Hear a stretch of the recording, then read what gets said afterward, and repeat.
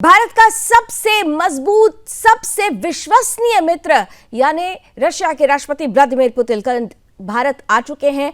शाम 6:30 बजे के करीब जब उनका विमान भारत की धरती पर पहुंचा तो उस वक्त का नजारा पूरी दुनिया की निगाहों में टिक गया, क्योंकि वो ये पल था जो बता रहा था कि दशकों की दोस्ती उसी गर्माहट के साथ आगे बढ़ रही है। और आज का दिन, क्योंकि ये 23वां इंडो रशिया समिट, आज इसकी औपचारिक शुरुआत हो रही है और इस औपचारिक शुरुआत के साथ ही भारत और रशिया के बीच में कुछ ऐसे मुद्दों को लेकर समझौते होने वाले हैं जो आने वाले वैश्विक भविष्य की दिशा और दशा निर्धारित करने वाले हैं। तो मोदी पुतिन महामुलाकात पर हमारी महाकवरेज और इस बीच इस वक्त की सबसे बड़ी खबर के साथ इस बुलेटिन की शुरुआत।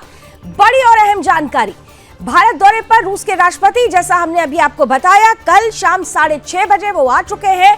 आज दिल्ली में भारत और रूस के बीच ट्रेड, डिफेंस, एनर्जी, एआई से जुड़े हुए महत्वपूर्ण मुद्दों पर बात और बातों से निकलकर वो एमओयूज साइन किए जाएंगे जो दोनों ही देशों के समेकित विकास के लिए बेहद महत्वपूर्ण होने वाले हैं। तो 23वें इंडो रशिया समिट में आज भारत और रशिया के बीच ट्रेड, डिफेंस, एनर्जी, एआई से जुड़े हुए महत्वपूर्ण बिंदुओं पर चर्चा होगी। और जैसा कि आपको ये पता है कि इस वक्त अगर कहें कि रूस की पूरी सरकार यहां पर आई हुई है तो ये कहना गलत नहीं होगा, क्योंकि केवल राष्ट्रपति व्लादिमीर पुतिन ही नहीं आए हुए हैं भारत, बल्कि उनके साथ 7 मंत्रियों का डेलीगेशन भी भारत की धरती पर मौजूद है, जिसमें खास तौर से डिफेंस, एग्रीकल्चर, इकोनॉमिक, सारे ये जो पहलू हैं जो खास तौर से दोनों देशों के विकास की परिघाता में महत्वपूर्ण नींव का पत्थर साबित होते हैं, वो तमाम मंत्रालयों से जुड़े हुए मंत्री यहां पर हैं, जो ये बताता है कि महत्वपूर्ण डील्स होने वाली है। और इन डील्स के बीच में जो तस्वीर आएगी वो एक बड़ा संदेश देने वाली होगी, ऐसे समय में जब अमेरिका ने भारत पर 50% का टैरिफ लगाया हो, लेकिन भारत ने स्पष्ट कर दिया था कि ये भारत है, ये किसी भी दबाव में आने वाला नहीं है, भारत अपनी शर्तों पर आगे चलता है। और इसीलिए अपने लिए इस दबाव को कम करते हुए भारत हर वो कदम उठाने के लिए तैयार दिखा जो नए भारत की तस्वीर को भी प्रस्तुत करता है। और इस वक्त हम सीधे आपको लिए चलते हैं मेरे सहयोगी आशीष गोस्वामी के पास, जो इस वक्त हैदराबाद हाउस के पास मौजूद है। दरअसल हैदराबाद हाउस में ही ये औपचारिक मीटिंग होने वाली है और खास तौर से आशीष, आप फ्रेम पर नजर आ रहे हैं और पोल्यूशन की जो सिचुएशन है वो भी हम समझ सकते हैं आपको देखकर। देखिए, 2 चीजें हैं, एक तरफ मॉस्को में भी बहुत ज्यादा ठंड है और भारत में भी मौसम इस वक्त ठंड का ही है। कल देर रात हमने देखा कि 5 डिग्री सेल्सियस तक टेम्परेचर पहुंच चुका था, लेकिन भारत और रशिया की जो मित्रता है, वो जो संबंध है, उसमें कोई ठंडक नजर नहीं आ रही है, वो बहुत गर्माहट के साथ, गर्मजोशी के साथ आगे बढ़ रही है। आज का दिन कितना खास रहने वाला है? देखिए लावनी, बिल्कुल ये दिन बहुत ज़्यादा खास है और बहुत ज़्यादा महत्वपूर्ण भी है। आज जो ये शिखर सम्मेलन होने जा रहा है, ये जो बैठक होने जा रही है, वो एग्जैक्टली मेरे पीछे हैदराबाद हाउस के अंदर होगी। बता ये दें कि औपचारिकताएं अंदर जो है वो तमाम पूरी कर ली गई हैं और इन सब के बीच में जो पूरा शेड्यूल है वो भी एक बार तमाम दर्शकों को हम बता देते हैं कि क्या होने जा रहा है। अब इससे 1 घंटे के बाद यानी 11 बजे स्वागत समारोह होगा, गार्ड ऑफ ऑनर दिया जाएगा, ये तमाम चीज़ें जो है वो हम देखेंगे। जो सेवरियल वेलकम होता है पुतिन का, वो 11 बजे होगा। 11:30 बजे राजघाट पर श्रद्धांजलि सभा का कार्यक्रम है। 11:50 पर एग्जैक्टली यहाँ से हैदराबाद हाउस से तमाम तस्वीरें आने लग जाएंगी और यहाँ पर मीडिया का जमावड़ा लगा हुआ है। सुरक्षा व्यवस्था चाक चौबंद की गई है। एनएसजी कमांडोज हर तरफ आपको दिखाई दे जाएंगे। और बता आपको ये दें कि जो डेलीगेशन है वो यहाँ पर पहुँच चुका है ऑलरेडी। तमाम चीज़ों को यहाँ पर देखा जा रहा है, दोनों देशों के डेलीगेशन पहुँच चुके हैं।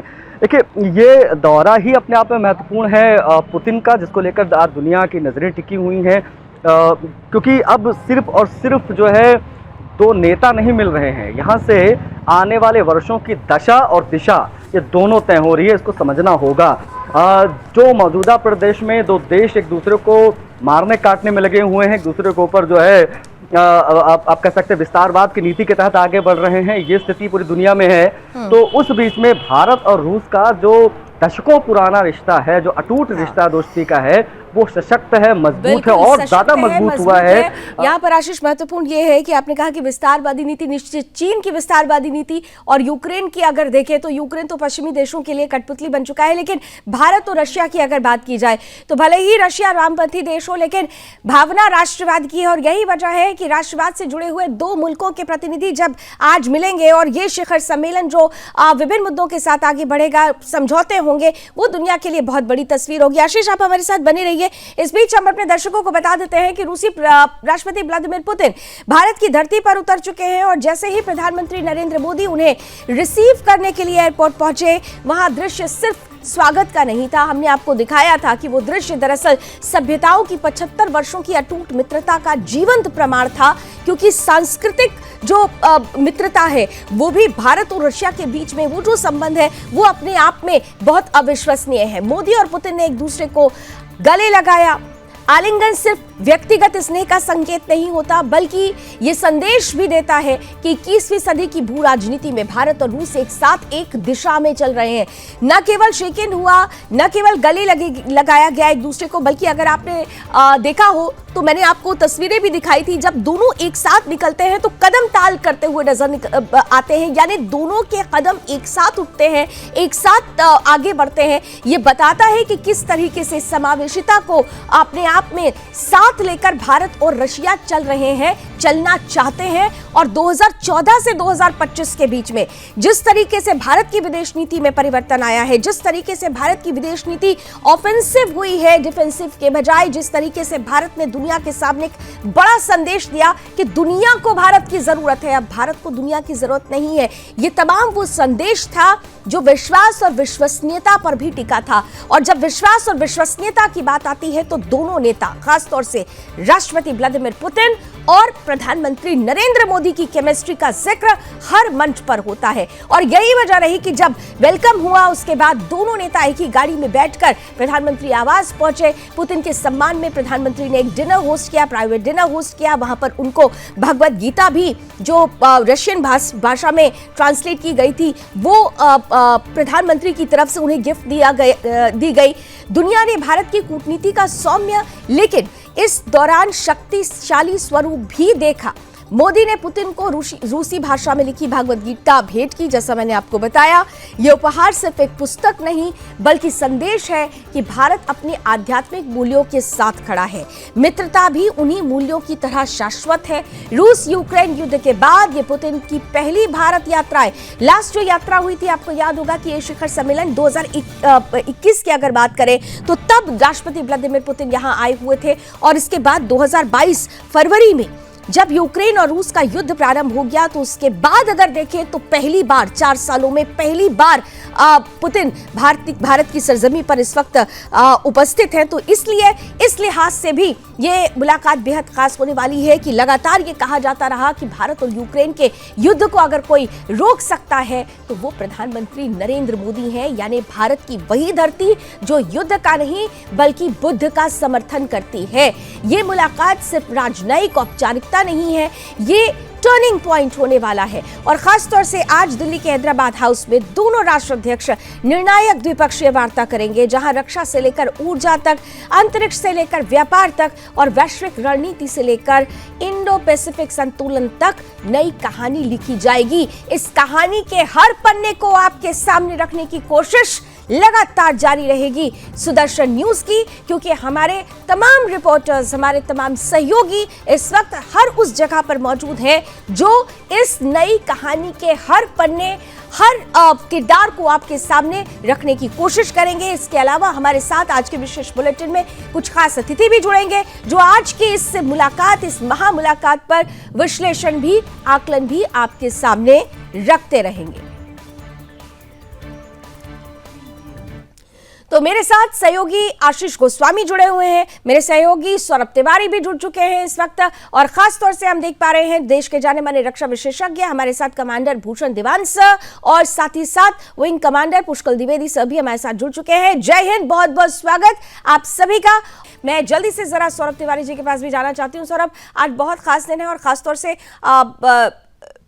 रशिया से जो दोस्त आया हुआ है और नई दिल्ली में आज जो हो रहा है वो बहुत कुछ लिखने वाला है इतिहास के पन्नों में, क्योंकि इस वक्त हम उस दौर से गुजर रहे हैं जब टैरिफ का ट्रम्प वॉर है, हम उस दौर से गुजर रहे हैं जब दुनिया रशिया और यूक्रेन की वॉर को लेकर चर्चा कर रही है। पश्चिमी देशों ने यूक्रेन के कंधे पर बंदूक रखकर चलाना शुरू कर दिया है। हम उस दौर से गुजर रहे हैं जब हम भी खुद ऑपरेशन सिंदूर को न्यू नॉर्मल मानने लगे हैं। तो ऐसी परिस्थिति में आज की ये महामुलाकात कितनी इंपॉर्टेंट और दिल्ली कितनी तैयार?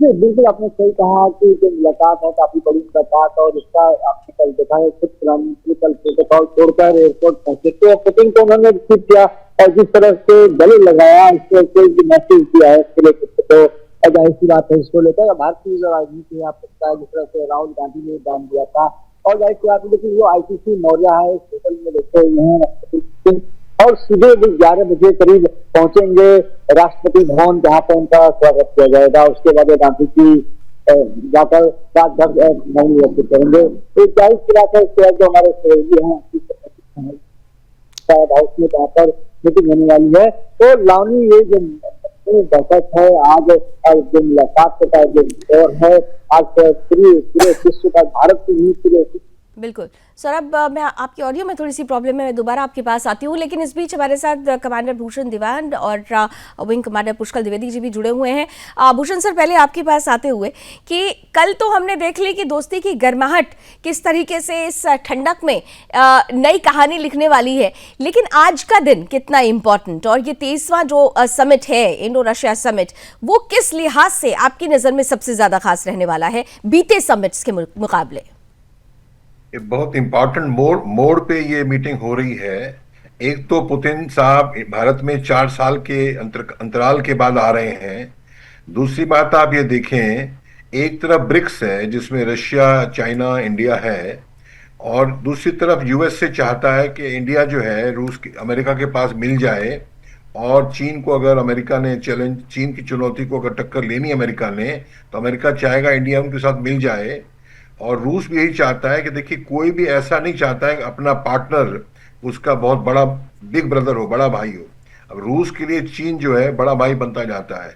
चीन का पूरा माल, रशिया में अगर आप जाएं तो हर दुकान पे चीन का माल पटा हुआ है। और दूसरी बात यह है, आप देखिए रूस और नेटो यूरोप के बीच में तकलीफ है, डिफरेंस आ गया है, पर रूस तो चीन का पार्टनर है, हम भी ऐसे ही हैं, पर चीन क्या यूरोप से दोस्ती बढ़ाने में, आगे बढ़ने में कम पीछे नहीं रहा है।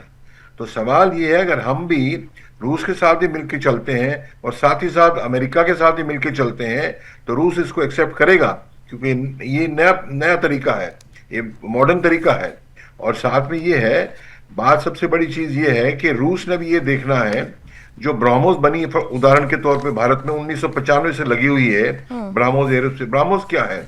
ब्रह्मपुत्रा और मास्कवा, ये 2 नदियां हैं भारत और रूस की, इनको जोड़ के मिलाया हुआ है। ये मैन्युफैक्चर हम कर रहे हैं ब्राह्मोस मिसाइल। अब नेक्स्ट जनरेशन मिसाइल हमें चाहिए NG, ब्राह्मोस NG चाहिए, जो 1500 किलोमीटर की रेंज हो, वो बनाना है। पर ये आप नोट करें, जो ब्राह्मोस बन रही है इंडिया में, तो ये विन विन रहा है। रशिया को भी फायदा हुआ है, हमारे इंडियन इंजीनियर्स, इंडियन दिमाग से उसमें इंप्रूवमेंट्स आई हैं, एवियोनिक्स में, कंट्रोल सिस्टम में इंप्रूवमेंट्स आई ब्राह्मोस में। तो अगर जॉइंट वेंचर प्रोडक्शन होता है, जॉइंट वेंचर डेवलपमेंट होता है, जैसा कि ब्राह्मोस है, तो रशिया ने ये देखना है कि उनको वैल्यू मिल रही है, ये नहीं हमको कुछ दे रहे हैं फ्री में, वो उनको भी फायदा मिल रहा है। और नहीं तो क्या होगा, अभी कोई 57 इन्होंने देना है हमें, S-500 इन्होंने देना है हमें, और ये तो बात रही डिफेंस की। पहले तो अभी तो 36-37% हमारा जो है डिफेंस को जो है रशिया से आ रहा है, 38% अप्रोक्सीमेटली। और ये कहा जा रहा है कि 2030 तक इन्होंने एक टारगेट रखा हुआ है कि $100 अरब का जो साथ है वो उस टारगेट को भी अचीव करना है। लेकिन एक बात आपने बहुत इंपॉर्टेंट कही, और पुष्कल सर के पास मैं वही मुद्दा लेकर जाती हूँ। देखिए 2 चीज़ें, चाइना से अगर देखें तो चाइना की नज़र इसलिए है क्योंकि चाइना की विस्तारवादी नीति, और चाइना ने हमेशा से ही ये सोचा कि वो बिग ब्रदर की भूमिका में रहे, लेकिन रशिया ये बता रहा है कि भाई हमें छोटा भागीदार मत समझिए। लेकिन दूसरी तरफ जो बातें अभी कमांडर भूषण सर कह रहे थे कि रशिया को भी फायदा है, भारत को भी फायदा है। इस फायदे में एक चीज समझनी होगी कि यहां पर निज स्वार्थ है, लेकिन स्वार्थी कोई नहीं है।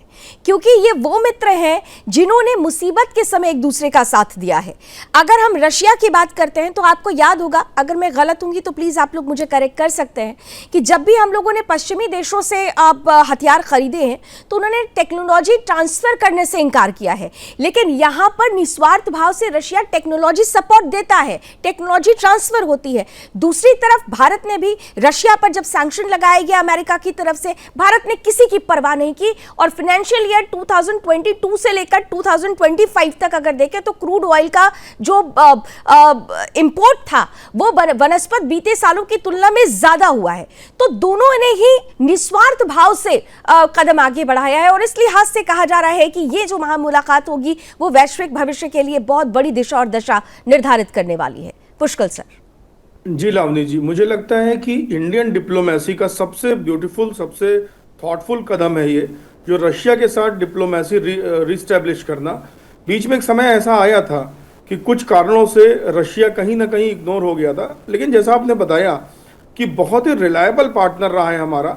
हम लोगों ने, आभूषण सर भी इस बात को वाउच करेंगे, हमने तो फौज में रशियन सिस्टम्स पे ही काम किया इन्फेंसीज में अपनी, और न सिर्फ सपोर्ट बल्कि जो क्वालिटी वो देते हैं रशियंस वो भी अमेजिंग होती है। और अब जो हमारे स्पेशल वेंचर्स बन रहे हैं, जैसे ब्रह्मोस की बात की, स्पेशल पर्पस व्हीकल्स जो बन रहे हैं हमारे डिफरेंट फील्ड्स में, सिर्फ डिफेंस में नहीं, अभी आप देखिएगा एग्रीकल्चर में भी, फर्टिलाइजर के क्षेत्र में भी रशिया के साथ हमारे एसपीवीज बनाने का बात चल रही है।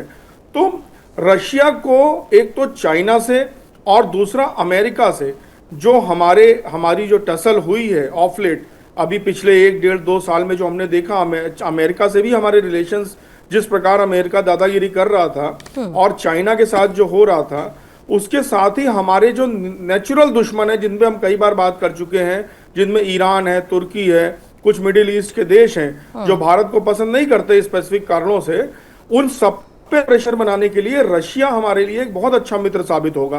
कारण यह है कि चीन के साथ हो या ईरान के साथ हो या तुर्की के साथ हो या मिडिल ईस्ट के साथ हो, सबकी कहीं ना कहीं डिपेंडेंसी रशिया पे बढ़ रही है। और जब हम रशिया का साथ देंगे तो रशिया चीन और अमेरिका दोनों के बढ़ते प्रभाव को रोक देगा। और ये जो एक्सेस है, और एक बहुत इंपॉर्टेंट बात मैं इसमें नॉलेज में लाना चाहता हूं, जो international north south transport corridor है जो कि भारत के मुंबई से शुरू होकर के रशिया तक जाएगा, जिसमें ईरान, रशिया और भारत 3 स्टेक होल्डर्स हैं, जो कि स्वेज कैनाल की सुप्रीमेसी को पूरा खत्म कर देगा। वो कॉरिडोर के लिए ये मीटिंग बहुत ज्यादा इंपॉर्टेंट है, क्योंकि that is a long term, वो 200-300 साल की डिप्लोमेसी में काम हो रहा है। S-500 की जहां तक हम बात करें, सर अब खासतौर से आपसे जानना चाहेंगे, क्योंकि देखिए ये जो पूरा हिस्सा है, कल हमने देखा कि प्रेसिडेंट पुतिन के आने के बाद से कॉर्डन ऑफ किया गया था, क्योंकि बहुत खास उनकी जो सुरक्षा है, 5 टियर सुरक्षा उनकी है। और ऐसे में ये जो पूरा हिस्सा है जहां पर आप हैं, क्या दिल्ली वासी ये जानना चाहते हैं रूट डाइवर्जन को लेकर कोई खास निर्देश, कोई खास एडवाइजरी जारी की गई है, या जिस इलाके से जहां से गुजरना है आज के पूरे कार्यक्रम के दौरान राष्ट्रपति व्लादिमीर पुतिन के काफिले को, वहां को लेकर कोई खास एडवाइजरी जारी की गई है? सौरभ जल्दी से बता दीजिए।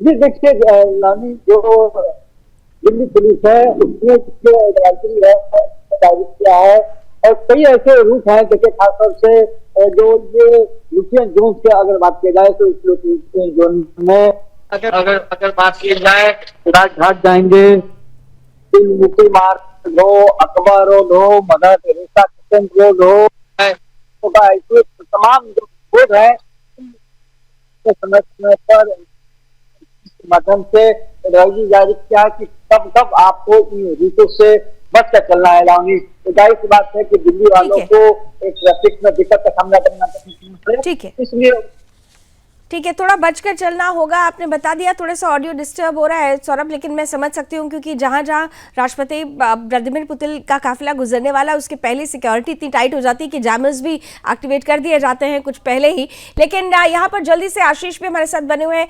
हैदराबाद हाउस के बाहर से। आशीष, 11:50 के लगभग जो ये मीटिंग है वो स्टार्ट होगी और इसके बाद बहुत महत्वपूर्ण समझौतों पर MOUs भी आज जो है खासतौर से साइन किए जाएंगे। लेकिन ये जो मीटिंग होने वाली है उस पर दुनिया भर की निगाहें और 7 मंत्री खासतौर से आए हुए हैं, तो क्या आज जो मीटिंग होगी उसमें ये डेलीगेशन भी शामिल होगा? ये 7 मंत्रियों की उपस्थिति होगी? आशीष,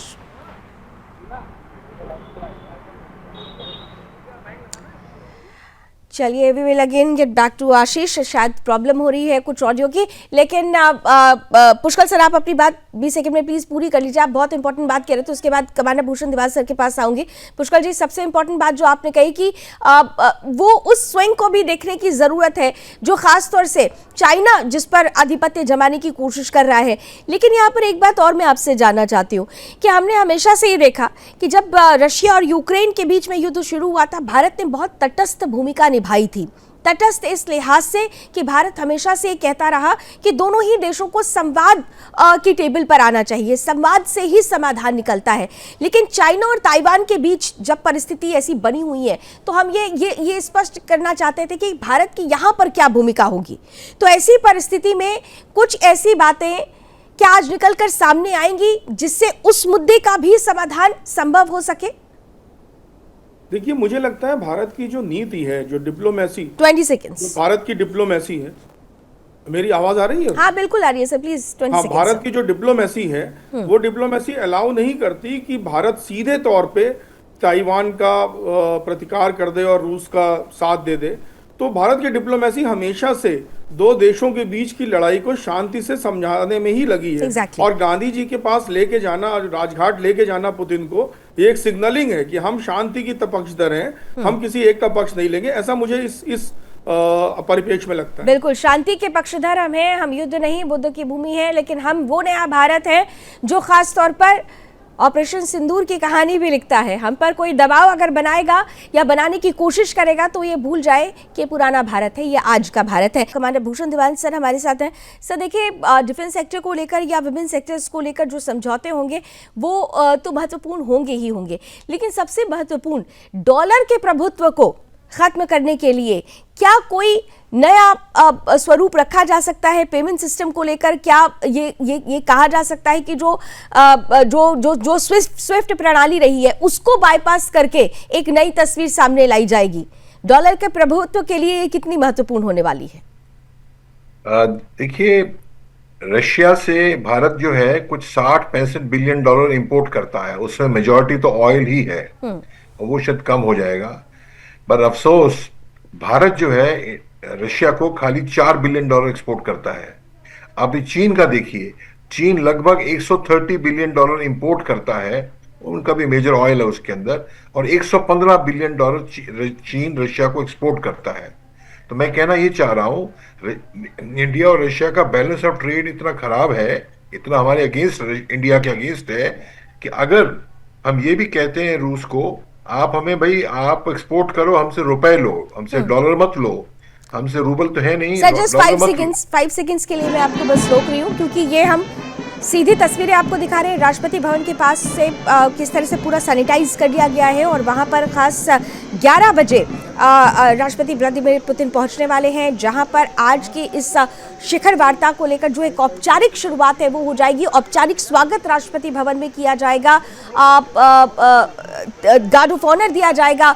यहाँ पर खास तौर से राष्ट्रपति व्लादिमीर पुतिन को स्टेट विजिट पर है राष्ट्रपति व्लादिमीर पुतिन, तो हर वो कदम, हर वो स्वागत का तरीका अपनाया जा रहा है जो विशेष अतिथियों के लिए होता है। और यही वजह है कि tri army guard of honour यहाँ पर दिया जाएगा और ये अपने आप में बहुत महत्वपूर्ण होगा। तो ये इसके पहले की जो, वैसे तो प्री रिहर्सल्स कई बार हो चुकी है, लेकिन अब से क्योंकि ठीक आधे घंटे के लगभग का अब समय रह गया है जब राष्ट्रपति व्लादिमीर पुतिन राष्ट्रपति भवन पहुंचेंगे, जहां पर राष्ट्रपति, भारत की राष्ट्रपति श्रीमती द्रौपदी मुर्मू जी उनका स्वागत करेंगी। यहां पर खास तौर से राष्ट्रपति भवन में उनको गार्ड ऑफ ऑनर भी दिया जाएगा और इसके बाद आगे के कार्यक्रम की शुरुआत, उनका राजघाट जाना और फिर उस वार्ता की शुरुआत जिस पर दुनिया भर की नजरें टिकी हुई है। इन्हीं तस्वीरों के साथ कमांडर भूषण दिवान सर अपनी बात प्लीज कंटिन्यू कर लीजिए। बहुत खास आपने बात कही कि जो एक टैरिफ डेफिसिट है भारत के लिए, खास उस लिहाज से अगर देखें तो उसको, उस वैक्यूम को अचीव करना थोड़ा सा मुश्किल भरा है,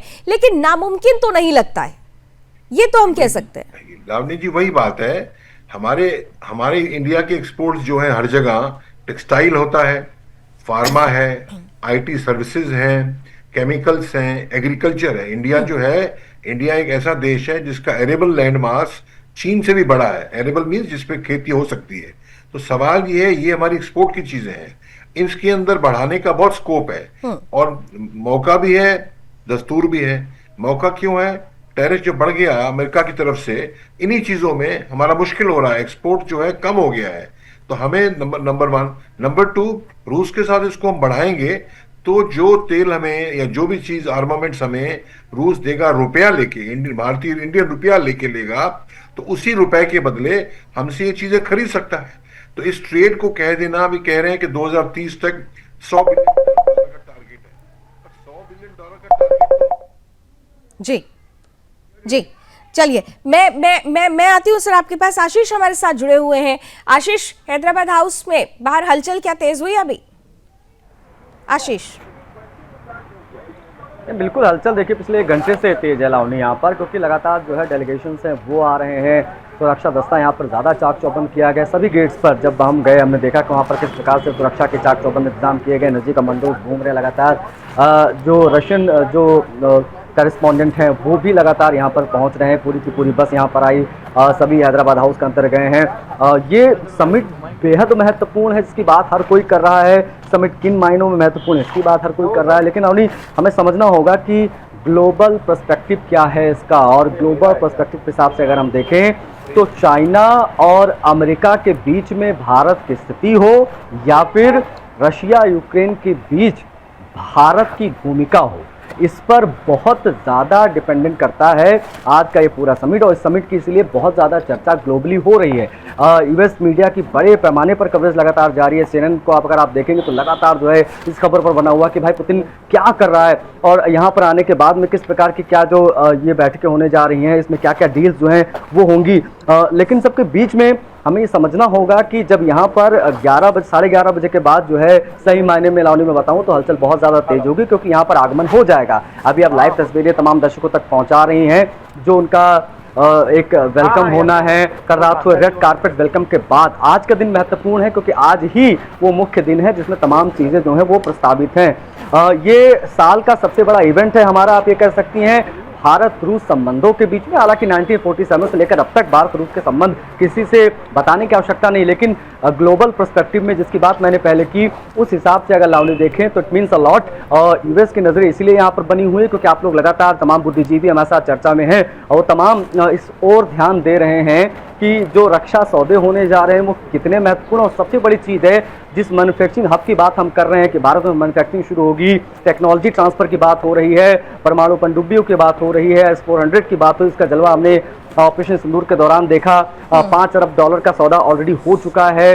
कई रेजिमेंट अभी आनी बाकी हैं। S-500 की बातें हो रही हैं। इन सब के बीच में ब्रह्मोस, सुखोई, इन सबको लेकर भारत और रूस का जो रिश्ता है वो आप कह सकते हैं अटूट है। और मैन्युफैक्चरिंग जिस प्रकार से ब्रह्मोस की हो रही है, रिश्ता अटूट है और इस रिश्ते को आगे अटूट बनाकर रखना है। और इस लिहाज से ही पुष्कल जी, इस लिहाज से ही आज का जो दिन है वो बहुत महत्वपूर्ण होने वाला है। और जैसा कि अभी जिक्र भी कर रहे थे आशीष की, ये आज की बात नहीं, ये दशकों पुरानी बात है। और हमें वो दौर भी याद है कि जब 1962 का युद्ध हुआ था, अमेरिका ने अपना 7वां बेड़ा भेजा था, तो फिर उसे पीछे हटाने के लिए रशिया ने ही सबसे पहले कदम आगे बढ़ाया था। और तभी से इस दोस्ती की जो नींव थी वो बहुत मजबूत होती चली गई। लेकिन यहां पर हम अगर 1960s की बात करें, उस वक्त USSR, फिर रशिया बना, उसके बाद भी रशिया ने भारत का साथ नहीं छोड़ा।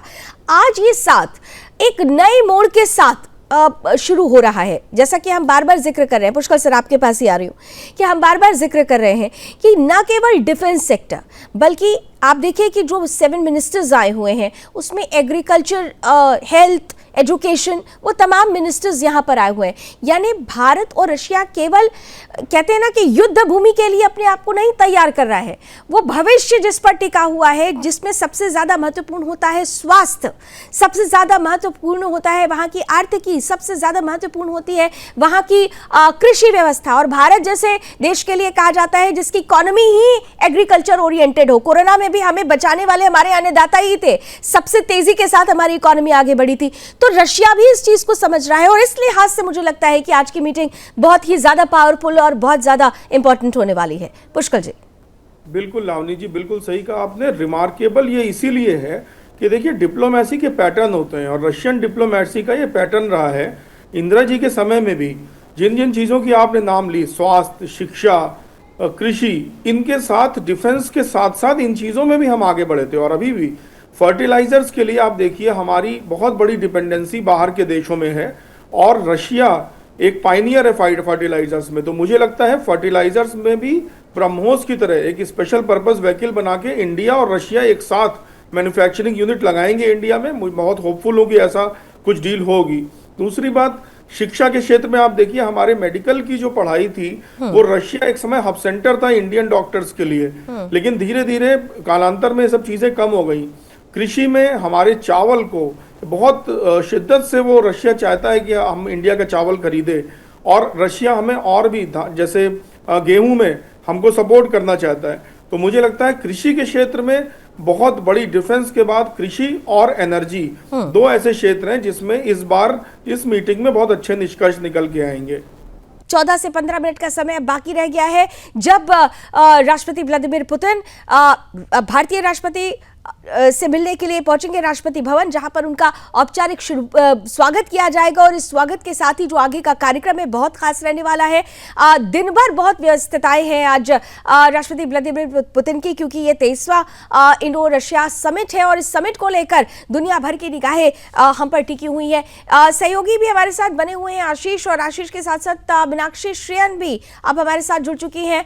मीनाक्षी, अगर पॉलिटिकली दृष्टिकोण से देखें, वैश्विक राजनीति के दृष्टिकोण से देखें तो दुनिया भर में इसकी चर्चा हो रही है, लेकिन मजेदार बात यह है कि हमारे भारत के अंदर भी राजनीति खूब हो रही है। कल हमने देखा कि एलओपी राहुल गांधी क्या स्टेटमेंट देते हुए नजर आए। तो आज क्योंकि एक तरफ सदन चल रहा है, हमारा सत्र चल रहा है, शीतकालीन सत्र, और दूसरी तरफ ये महामुलाकात हो रही है, राजनीतिक दृष्टिकोण से क्या कुछ हलचल आप देख पा रही है मीनाक्षी? बिल्कुल, देखिए ये बहुत ज्यादा एक्साइटेड हो गया लावनी जी, जब पार्लियामेंट का एक महत्वपूर्ण सत्र चल रहा है, कई बिल आने वाले थे। इसके साथ ही इस वक्त जो है रूस के राष्ट्रपति इस वक्त दिल्ली में है, तो सबकी निगाहें जो है टिकी हुई हैं दिल्ली में, और कई बड़े फैसले जो आ सकते हैं जो देश के हित में हो सकते हैं, क्योंकि प्रधानमंत्री नरेंद्र मोदी हमेशा विकास की बात करते हुए नजर आए, तो कहीं ना कहीं वो आपको बहुत बड़े फैसले जो है जनता के हित में होते हुए दिखाई दे सकते हैं। और कहीं जैसे कि आपने भी बताया कि रक्षा को लेकर हुआ, देश की जो रक्षा मंत्रालय हुआ उसको लेकर जो है काफी चीजें आ सकती है, और जिस तरीके से आ सकती है, महत्वपूर्ण चीजें आ सकती है निकलकर। जल्दी से कमांडर भूषण सर आपके पास आते हुए, अभी आपने देखा कि आप दोनों ही लोग बड़ी इंपॉर्टेंट बातें कर रहे हैं कि डिफेंस के साथ साथ एग्रीकल्चर हो, एजुकेशन हो, हेल्थ सेक्टर हो, तमाम बड़े समझौते होंगे। लेकिन कमांडर भूषण सर, मेरा सवाल आपसे ये होगा कि ये जो भी डील्स होने वाली हैं, ये डील्स खास तौर पर क्या भारत के मेक इन इंडिया की रफ्तार को और ज्यादा गति देगी? बेशक लवनी जी, एडवांस्ड कंट्री है रशिया, मेटलर्जी में और केमिकल्स में, ऑयल में, स्पेस में, जो यहाँ मैन्युफैक्चर, डिफेंस में तो है ही। जब ये मैन्युफैक्चर इंडिया में होगा तो नेचुरली मेक इन इंडिया आगे बढ़ेगा। और पुतिन की स्टेटमेंट आप सुने कल, भारत में आने के पहले रशिया में बैठ के जो एक टीवी का 100 मिनट का वीडियो निकला है, वो क्या कहा है पुतिन ने कि देखिए अमेरिका क्या चाहता है, F-35 दे के इंडिया को जो हमारी स्ट्रेटेजिक सामरिक स्वतंत्रता है उस पर चोट पहुंचाना चाहता है। हम रशिया जो है इंडिया के साथ हमारी सामरिक स्वतंत्रता नहीं हर्ट नहीं करता है। उदाहरण, अभी 2027-28 में हमारे पास INS चक्रा 3 अकुला क्लास न्यूक्लियर सबमरीन 10 साल के लिए फिर से लीज पे आएगी। पहले 2 बार आ चुकी है, अब ये किसी कंट्री ने नहीं हमको दिया है, जैसे ब्राह्मोस जॉइंट वेंचर कोई कंट्री नहीं दे रहा है। तो जब ये सबमरीन चक्रा हमारे पास आएगी 10 साल के लिए, हाँ हम इसको लड़ाई के लिए इस्तेमाल नहीं कर सकते, पर जो इसमें एडवांस टेक्नोलॉजी है, हमारा क्रू, हमारी नेवी इसको यूज करना, ऑपरेट करना, मेंटेन करना, और मैन्युफैक्चरिंग लिए क्या क्या टेक्नोलॉजी है, लो कॉस्ट है, लो साउंड है, डिटेक्टेबल ना हो, और हमारी खुद की जो टॉर्पीडोज हैं जो विशाखापट्टनम NSTL ने इजाद किए हैं, DRDO लैब है NSTL विशाखापट्टनम में, उसको तो भी फिट कर सकते हैं उसके अंदर चक्रा सबमरीन में। तो कहने का मतलब ये है कि हमारा जो टेक्नोलॉजी ट्रांसफर और का सिस्टम जो है रशिया के साथ है बहुत प्रगाढ़ है, और किसी और कंट्री के साथ नहीं है। राफेल को भी हम बोलते हैं यहाँ बनाओ, वो तैयार नहीं होते। तो सवाल ये हमारी स्ट्रेटेजिक सामरिक डेवलपमेंट, वो मेक इन इंडिया, उसको सपोर्ट पूरी तरह से दे रहा है। और देखिए एग्रीकल्चर एक्सपोर्ट करेंगे, कोई मतलब नहीं है चावल ऐसे का ऐसे भेज दो, वैल्यू एडेड एक्सपोर्ट्स होने चाहिए। अगर श्रिम्प जाते हैं पैकेज्ड हो, अगर टोमेटो नहीं जाए, टोमेटो सॉस जाए, एग्जाम्पल छोटा सा है, मतलब वैल्यू एडेड एक्सपोर्ट्स हो, ये सब आत्मनिर्भर को बढ़ाता है। और एक बड़ी भारी चीज, हमारे पास जो इतनी स्किल्ड मैन पावर है हर फील्ड में है, इतनी पॉपुलेशन भी है, स्किल्ड मैन पावर भी है, एक सिस्टम बने कि हमारे लोग जो इतना कोटे के अंदर हर साल इतने लोग रशिया में स्किल में, फिटर, वेल्डर जो भी है स्किल में जा सकें। इससे नेवी एक किस्म से फॉरेन एक्सचेंज अर्नर है और संबंध प्रगाढ़ होते हैं, क्योंकि लोग इतने जा रहे हैं। जैसे इंडियंस इतने थे, मेडिकल स्टूडेंट पढ़ने जाते थे MBBS, तो एक बड़ा रिश्ता बन जाता है पीपल टू पीपल। तो ये भी सब चीजें हैं, बहुत स्कोप है। और रशियन इंडियन, मेरा जूता है जापानी, और राज कपूर और लाल टोपी, बिल्कुल।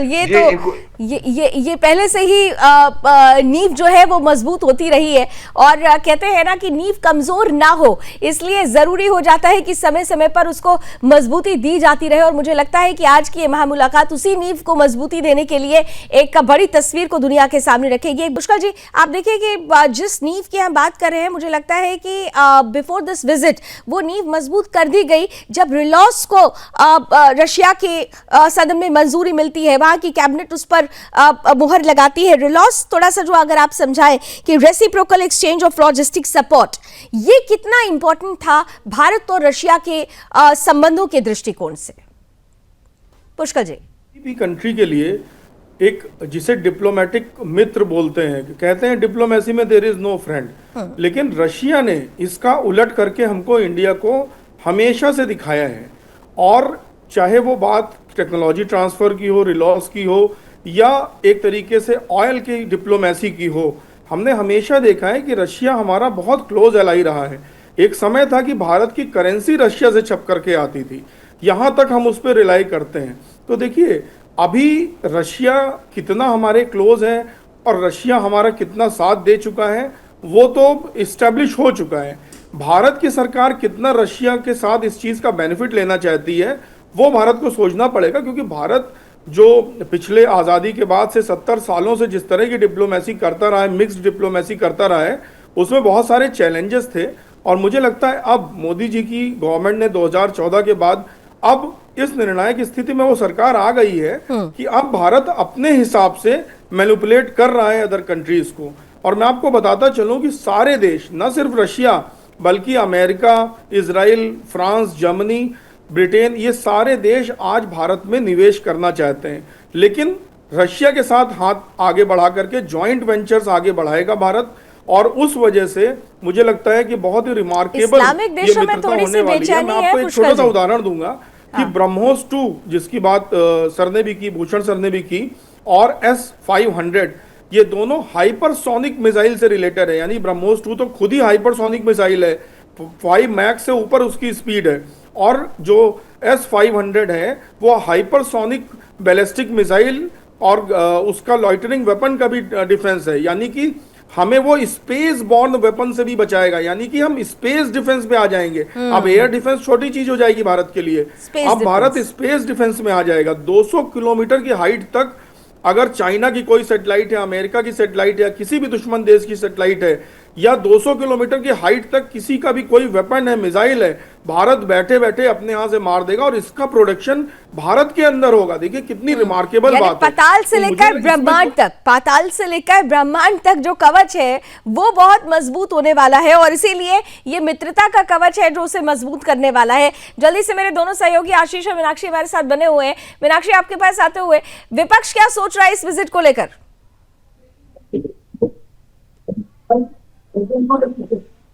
मीनाक्षी, सुन पा रही हैं मुझे आप? मुझे लगता है शायद मीनाक्षी तक आवाज नहीं पहुंच रही है। आशीष, राष्ट्रपति भवन पहुंचने वाले हैं व्लादिमीर पुतिन, वहां पर तो हमने देख लिया कि हलचल शुरू हो चुकी है। महज अब 5-7 मिनट का ही वक्त है जब वहां पर उनकी मौजूदगी होगी, लेकिन हैदराबाद हाउस यहां पर जो होगा उस पर दुनिया भर की निगाहें। डेलीगेशन जो आया हुआ है व्लादिमीर पुतिन के साथ, खासतौर से जिन 7 मंत्रियों का जिक्र बार बार हो रहा है, क्या उनकी मौजूदगी भी आज जो है हैदराबाद हाउस में रहने वाली है? रक्षा मंत्री से तो कल हमारी रक्षा मंत्री की मुलाकात हो चुकी है कुछ महत्वपूर्ण बिंदुओं पर, जिसकी चर्चा दोनों गेस्ट ने भी कर दी है। बड़ी महत्वपूर्ण मुद्दे थे, लेकिन आज क्या वो डेलीगेशन भी, वो 7 मंत्रियों का डेलीगेशन है, वो भी हैदराबाद हाउस में उपस्थित रहेगा? आशीष? नहीं, बिल्कुल बिल्कुल बिल्कुल बिल्कुल वो डेलीगेशन उपस्थित रहेगा। और जब प्रधानमंत्री मोदी और व्लादिमीर पुतिन बातचीत करेंगे तो ये वन ऑन वन मीटिंग जो होने जा रही है, इसमें डेलीगेशंस के कुछ लोग भी इस तरफ से और उस तरफ से, दोनों तरफ से मौजूद रहेंगे। इस बीच में जानकारी ये भी अभी मिली है कि यहाँ पर हैदराबाद हाउस के अंदर लंच का कार्यक्रम भी रखा गया है।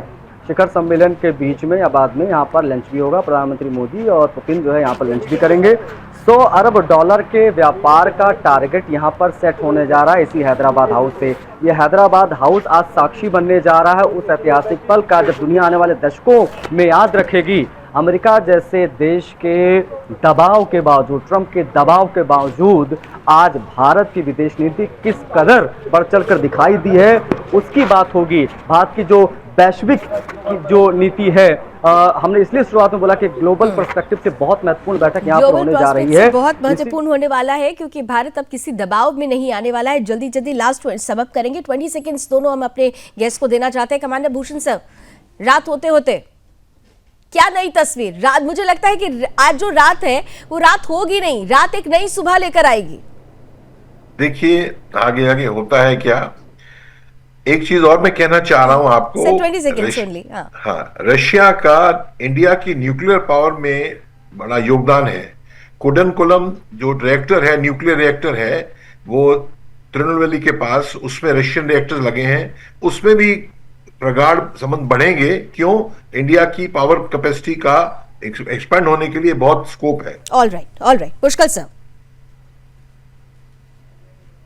नेतार इसके मिलेंगे और जिस प्रकार से इंटरनेशनल वर्ल्ड का प्रेशर था, आज हमने वो नकार दिया और मुझे लगता है कल के सुबह अखबारों में बहुत अच्छी खबरें छपने वाली हैं। केवल भारत में ही नहीं, मुझे लगता है कि दुनिया भर के अखबारों में और टीवी चैनल्स पर हम सिर्फ इस विजिट की ही खबरें और तस्वीरें देखेंगे। Thank you so much gentleman, आप दोनों हमारे साथ जुड़े, और हमारे सहयोगियों को भी धन्यवाद। लेकिन सहयोगियों के साथ हम लगातार जुड़े रहेंगे क्योंकि उनकी नजर से आज इस महामुलाकात को आप तक पहुंचाने की प्रयास है, जो कोशिश है, वो हमारी जारी है। कुल मिलाकर ये महामुलाकात बहुत महत्वपूर्ण होने वाली है।